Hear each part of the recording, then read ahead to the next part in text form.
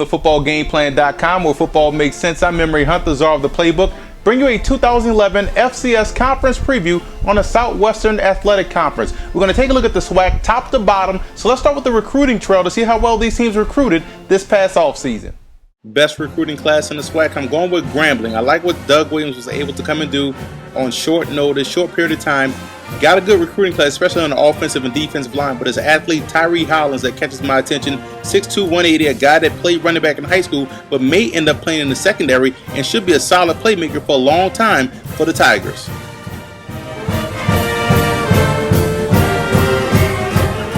Some other key recruits in the Southwestern Athletic Conference, starting with Alabama A&M getting quarterback Brandon Wells. This guy's going to be a phenomenal player for the Bulldogs due to his scrambling ability. You look at Alabama State defensive back DeAndre Rashada. This guy has tremendous ball skills, very tall, and brings great size to the position. Alcorn State got themselves a tremendous athlete out of New Orleans, Tonka George, 5'9", 175. Explosiveness is his middle name. Arkansas Pine-Bluff's wide receiver Mose Frazier is a guy that's not flashy, but does just enough to get the job done, a very dependable wide receiver. Jackson State's offensive lineman Alvin Keller is going to be an outstanding player for the Tigers. This guy has mobility, can get out on pulls, traps, and also effective in pass blocking. Mississippi Valley State got themselves a very underrated running back in Cedric Blue. This guy has speed and quickness and should help out that Devils backfield. You talk about a determined runner. You look right here at Darius Edwards, 5'11", 195, a guy that knows how to finish runs and also has speed to take it the distance. Southern defensive lineman Jalen Jordan is going to help bolster that Jaguars front four. This guy can really rush the pass and also has great recognition skills. Keep an eye on this guy right here. Devin Ogletree should be a tremendous player for the Tigers, 6'3", 215, and is a true game breaker. Now let's take a look at some SWAC superlatives, starting with the best quarterbacks in the SWAC. I'm going with Jackson State. They have a talented quarterback in Casey Terriot. This guy, 31 touchdowns, 8 interceptions. Tremendous leader at that position, and he's the reason why a lot of people like Jackson State to come away as champions. Best group of running backs, I'm going with Texas Southern. You look at that guy right there, Marcus Wright, 1,200 yards last season, 4.6 yards a carry, but also back up Martin Gilbert is a guy that also chipped in with 4 touchdowns and almost 500 yards rushing.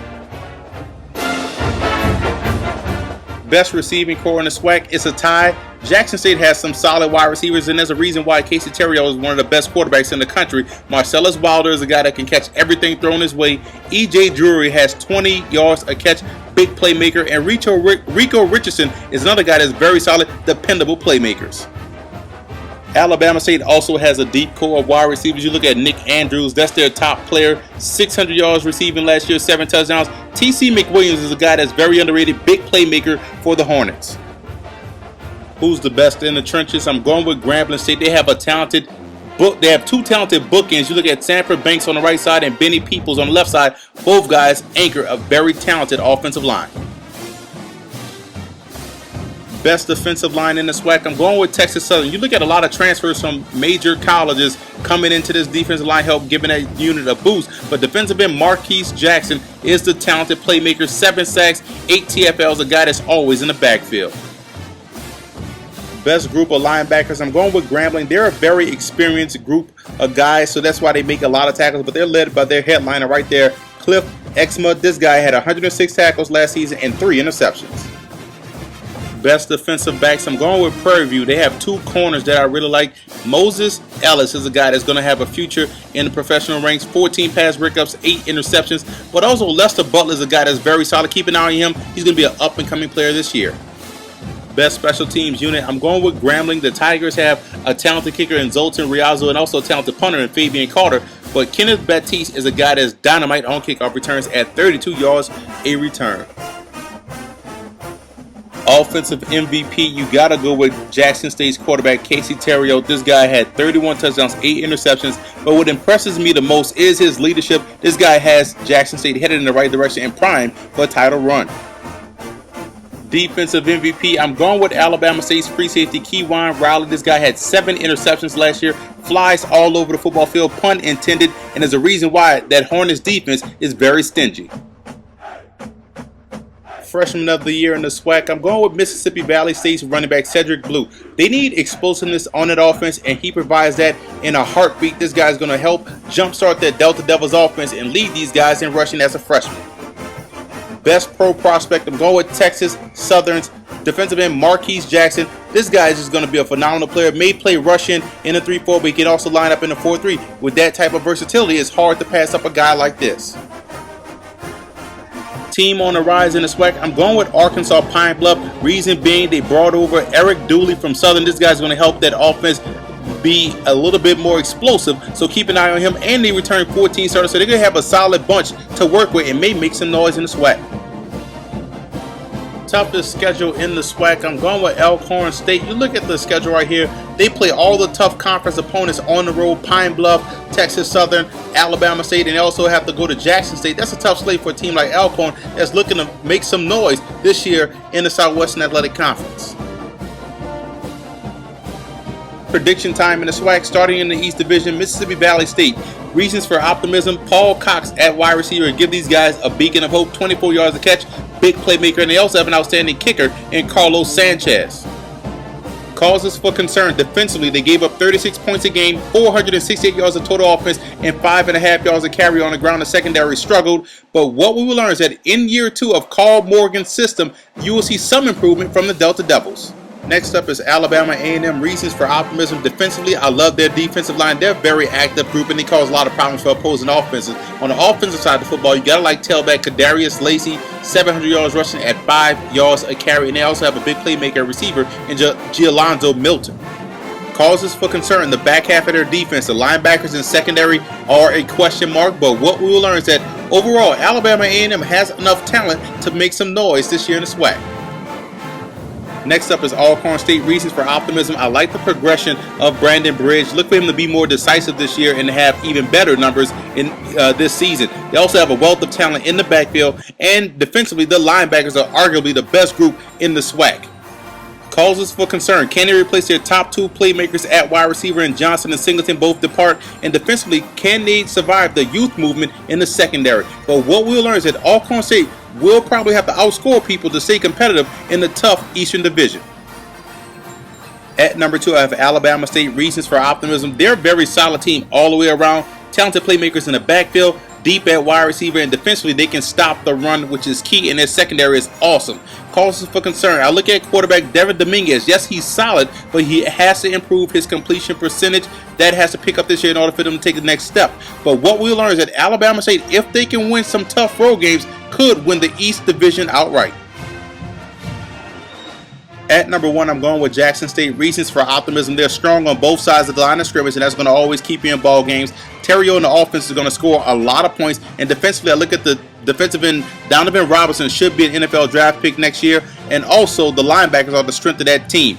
Causes for concern: I'll look at the running game. Can they get a running back to step up and be the guy? And also the secondary. They're going to start a lot of newbies back there, but that's the biggest question of that defense. But what we'll learn is that Jackson State has a schedule, only 4 road games, all are winnable, so they could look to run the table and win the conference title outright. Let's move over to the West, starting with the Southern Jaguars. Reasons for optimism: head coach Stump Mitchell is going to have these guys looking improved in this second season. And also, you got to like their receivers. They're going to have some talent at the wide receiver spot, and they brought in a very solid recruiting class. Causes for concern: the lack of talent due to the scholarship restrictions. That's going to hurt this team overall. But what we'll learn is that Coach Mitchell will have these guys headed in the right direction and is the right man for the job. Next up is Prairie View. Reasons for optimism: I love the offensive line. These guys are a very talented group, and they have a huge front 5. So look for these guys to dominate up front throughout the year. And defensively, they are a veteran group. 7 defensive starters return, so keep an eye on that unit to be the leaders of that team. Causes for concern: the losses tremendous on offense in the receiving core, the running backs, and also KJ Black is gone. But what we'll learn is that first-year coach Hashima Northern will continue the winning tradition that has been set at Prairie View.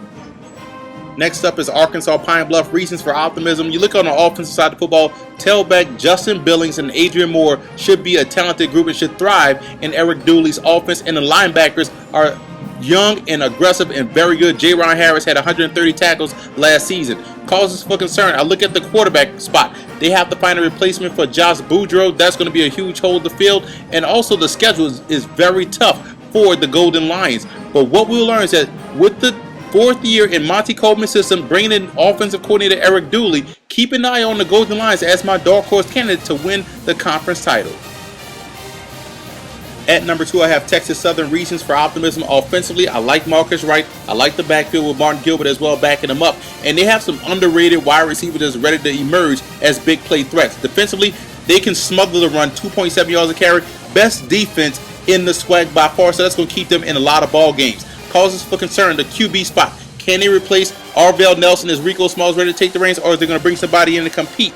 And can they prove they can win on the road? They went 4-3 last year. They're going to have to do better in order to have a chance. But what we'll learn is that with a tough defense and the best running game in conference, you can't count out the Texas Southern Tigers. At number 1, I'm going with Grambling. Reasons for optimism. They returned 14 starters off a team that went 9-2 last season. The schedule sets up nice, and defensively, they're very solid. Look at linebacker Cliff Exma. This guy is going to be an outstanding player for the Tigers this season. Causes for concern. The secondary is going to take a hit. They lost a lot of starters back there in that half of their defense, and they have to replace talented tailback Frank Warren. But what we'll learn is that Doug Williams knows the game, knows how to recruit, has his son as the backup quarterback, and there's no doubt in my mind that Grambling will take its reign amongst the FCS elite. For more FCS conference previews, visit footballgameplan.com/FCS or visit our YouTube channel at youtube.com/footballgameplan. And listen to the Football Game Plan radio show, which airs Saturdays 11 a.m. Eastern Time at blogtalkradio.com/footballgameplan.